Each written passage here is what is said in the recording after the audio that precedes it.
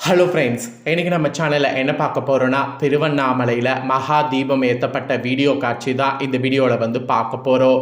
நினைத்தாலே முக்தி தரக்கூடிய ஒரு சிறப்பு தலமாக திருவண்ணாமலை விளங்குது. தமிழகத்தில் பல சிறப்பு கோவில்கள் இருந்தாலும் சில சிறப்பு கோவில்கள் ரொம்பவே பிரசித்தி பெற்றதாக இன்றளவு இருக்குது. அதில் ஒன்றாவது ஒரு கோவில் திருவண்ணாமலை. திருவண்ணாமலை என்று சொன்னதுமே நம்ம நினைவிற்கு ஃபஸ்ட்டு வருவது அந்த கோவிலில் நடக்கக்கூடிய தீப திருவிழா. ஒவ்வொரு ஆண்டுமே இந்த தீப திருவிழா கோலாகலமாக நடைபெறும். ஸோ கார்த்திகை மாதத்தில் கார்த்திகை நட்சத்திரம் வரக்கூடிய அன்னைக்கு தீப திருவிழா நடைபெறும். ஸோ இந்த கோவிலில் சுற்றி ஒரு பெரிய மலை ஒன்று இருக்குது. அந்த மலையுடைய உச்சியில் தான் இந்த மகா தீபமானது ஏற்றப்படும். ஒவ்வொரு வருடமும் இந்த தீபம் புதிய கொப்பரையில் ஏற்றப்படும். இந்த தீபத்தை ஏற்றுறதுக்கு பல டன் நெய்யும் பல காடா துணியும் பயன்படுத்தப்படுது. ஸோ இந்த பெரிய தீபத்தை பார்க்கறது சாட்சாத் அந்த சிவபெருமானையே பார்க்குற மாதிரி சொல்லப்படுது.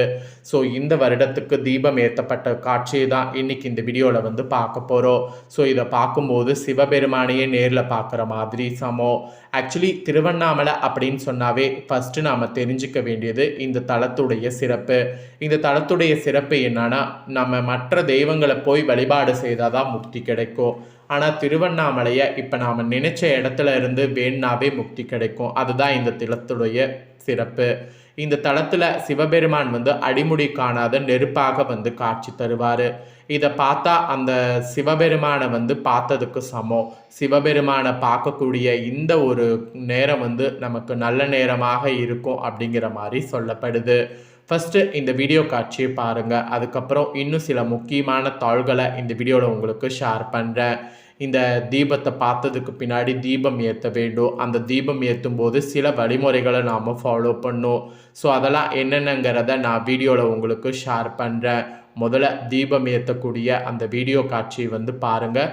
அதுக்கப்புறமேட்டு நம்ம மற்றதை பார்க்கலாம். இந்த தீப காட்சியை பார்க்கும்போது கண்டிப்பாக மனசுக்குள்ளே என்ன வேண்டுறீங்களோ அதை வேண்டிக்குங்க. உங்கள் வேண்டுதல் எதுவாக இருந்தாலும் பலிக்கும்.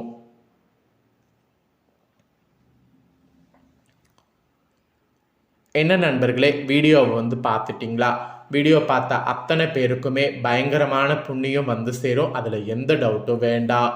அப்புறம் கார்த்திகை தீபம் இன்னைக்கு நீங்கள் கண்டிப்பாக வீட்டில் செய்யக்கூடாத 3 தவறுகள்னு சிலது குறிப்பிடப்படுது. அது என்னங்கிறத உங்களுக்கு சொல்கிறேன். அதை தெளிவாக இந்த வீடியோவில் தெரிஞ்சுக்குங்க. இன்றைய தினம் திருக்கார்த்திகை தீபம் கொண்டாடப்படுது. நம்மளுடைய வீடுகள் எல்லாம் தீப ஒளியில் அப்படியே ஜொலிக்க நாம் ஏற்பாடு செய்யணும். இந்த தீப திருநாளில் நம்மளுடைய வீட்டில் தவறையும் கூட இந்த 3 தவறுகள் செய்யக்கூடாது. அது என்னங்கிறத முன்னோர்கள் சொன்னதை உங்களுக்கு சொல்ல போகிறேன். அது என்னங்கிறத தெளிவாக இந்த வீடியோவில் தெரிஞ்சுக்குங்க. அது என்னென்ன தவறுகள் என்பதை தெரிந்து கொண்டு அதை நீங்கள் கண்டிப்பாக இன்றைய நாள் செய்யக்கூடாது. கார்த்திகை தீபத்தில் வீட்டில் இருக்கக்கூடிய பெண்கள் நீங்கள் மாதவிலக்கு ஆகியிருந்தீங்கன்னா என்ன செய்வது அப்படிங்கிறது ஒரு கேள்வியாக இருக்கும்.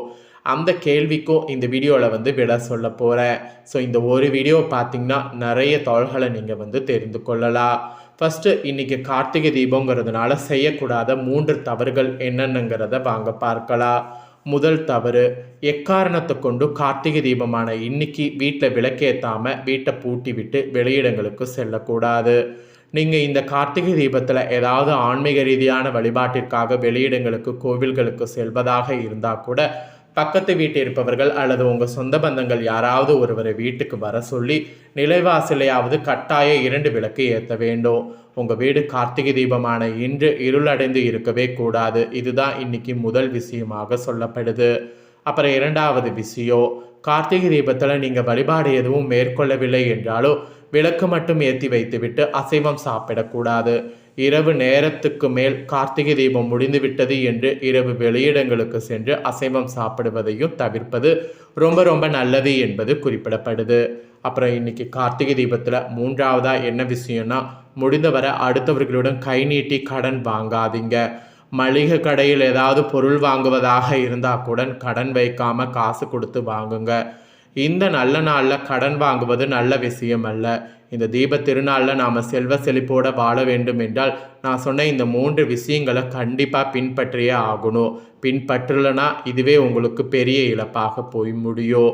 அப்புறம் மாத விளக்கான பெண்கள் கார்த்திகை தீபமான இன்னைக்கு விளக்கு ஏற்றலாமாங்கிற ஒரு டவுட் இருக்கும். அதையும் இந்த வீடியோவில் கிளியர் பண்ணுற வாங்க. மாதவிலக்குங்கிறது இது இயற்கையாகவே கடவுள் பெண்களுக்கு கொடுத்திருக்கக்கூடிய ஒரு விஷயம். கார்த்திகை தீபத்தில் உங்களுடைய வீட்டில் இருக்கக்கூடிய பெண்கள் மாதவிலக்கு ஆகிவிட்டால் வீட்டில் விளக்கேற்றலாமா என்ற சந்தேகம் இருக்கோ? ஒரு வீடு கார்த்திகை தீபத்தில் இருண்டு இருக்கக்கூடாது என்று சொல்லி வைத்திருக்கிறாங்க. உங்கள் வீட்டு பெண்கள் மாதவிலக்கு ஆகிவிட்டால் வீட்டில் மற்றவர்கள் இருப்பீங்கள் அல்லவா, அவர்கள் வீட்டில் தாராளமாக விளக்கேற்றி வழிபாடு செய்யுங்க. பூஜரையில் மற்றவர்கள் விளக்கேற்றலாம். ஒருவேளை உங்களுக்கு வீட்டில் விளக்கேற்ற வேறு யாரும் இல்லை, அக்கம்பக்க வீட்டில் இருப்பவர்களும் உதவிக்கு வரமாட்டார்கள் எனும் பட்சத்தில் மாதவிலக்கான பெண்களை பூஜரைக்கு செல்லாமல் பூஜரையில் பயன்படுத்தக்கூடிய நல்லெண்ணெய் விளக்கு திரி இதையெல்லாம் தொடாமல் விளக்கேற்ற தேவையான பொருட்களை எல்லாம் புதுசாக கடையிலேருந்து வாங்கி பூஜரையில் தவிர வீட்டின் மற்ற இடங்களில் விளக்கேற்றலாம்.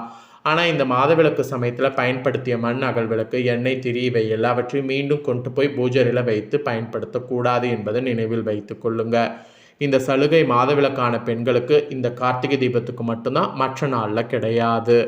எக்காரணத்தை கொண்டும் கார்த்திகை தீபத்திருநாள் அன்று உங்களுடைய வீட்டை இருளில் மட்டும் சூழவிடக்கூடாது. மின் விளக்குகள் இருந்தாலும் இந்த கார்த்திகை தீபத்தில் கட்டாயம் வீட்டில் 2 மண் விளக்குகளாவது ஏற்றிடணும். ஆன்மீக சார்ந்த இந்த தாள்களை நீங்கள் தெரிஞ்சுக்கணுங்கிறதுனால தான் இந்த வீடியோவோடு சேர்த்து இதையும் ஷேர் பண்ணேன்.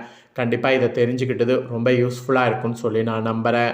அப்புறம் இன்றைக்கி இந்த கார்த்திகை தீபத்தில் எத்தனை விளக்குகள் ஏற்ற வேண்டும் அப்படிங்கிற எண்ணிக்கையும் இருக்குது, அதையும் சொல்கிறேன், அதையும் தெரிஞ்சுக்குங்க. ஆக்சுவலி கார்த்திகை தீபத்தில் இத்தனை விளக்கு ஏற்ற வேண்டும் என்பதை கண்டிப்பாக சாஸ்திரத்தில் சொல்லப்பட்டிருக்கு. கார்த்திகை மாதத்தை பொறுத்த வரைக்கும் 2 முக்கியமான நிகழ்ச்சிகள் ஆன்மீக ரீதியாக கொண்டாடப்படும். ஒன்று கார்த்திகை சோமவாரம், இன்னொன்று திருக்கார்த்திகை தீபம். இந்த 2மே மிகவும் சிறப்பானதாக கொண்டாடப்படும். அந்த வகையில் கார்த்திகை சோமவாரங்கிறது ஒவ்வொரு திங்கட்கிழமையில் வரக்கூடிய நாள்.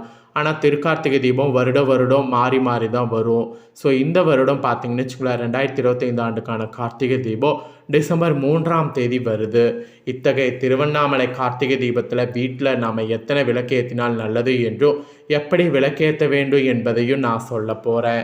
தெளிவாக அதை தெரிஞ்சுக்கிட்டு கார்த்திகை தீபத்தில் இத்தனை விளக்கு ஏற்றுவதை பண்ணுங்க.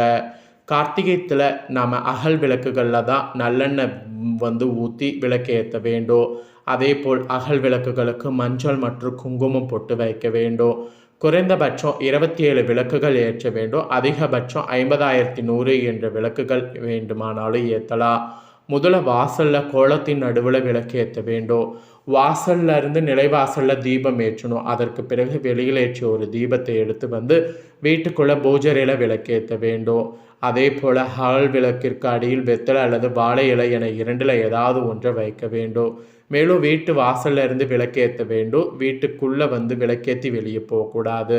வீட்டு முற்றத்தில் 4 விளக்கு, சமையல் கூடத்தில் 1 விளக்கு, நடையில் 2 விளக்கு, வீட்டின் புன்புறம் 4 விளக்கு, திண்ணையில் 4 விளக்கு, மாட குழியில் 2 விளக்கு, நிலைப்படிக்கு 2 விளக்கு, சாமி படத்துக்கு கீழே 2 விளக்கு, வெளியே யமதீபம் 1, திருக்கோளை இட்ட இடத்துல 5 விளக்கு, இந்த மாதிரி மொத்தம் 27 விளக்குகள் கட்டாயம் ஏற்ற வேண்டும்.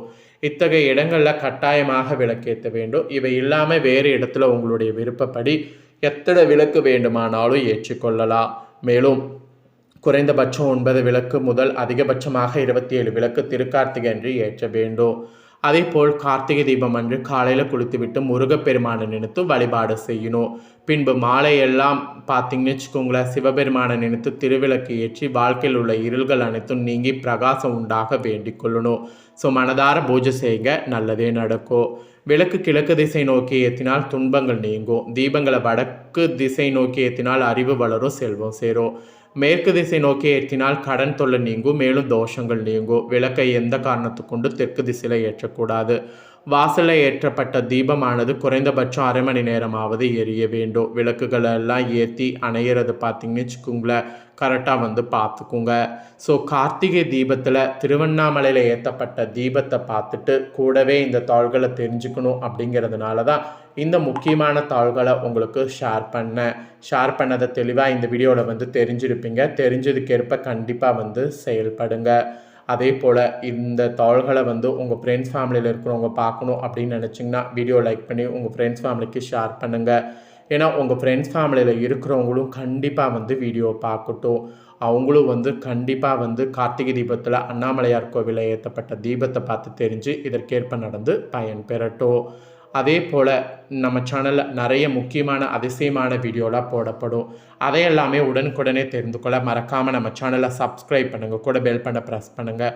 ஃபஸ்ட் டைம் பார்க்குறவங்க அதை நீங்கள் பண்ணிட்டீங்கன்னா இனி நான் போகிற மற்ற அப்டேட்டான எல்லா வீடியோஸும் உடனுக்குடனே தெரிந்து கொள்ளலாம். ஸோ மறக்காமல் பண்ணுங்கள். வேறொரு சுவாரஸ்யமான புதிய வீடியோவில் உங்களை சந்திக்கிறேன். நன்றி.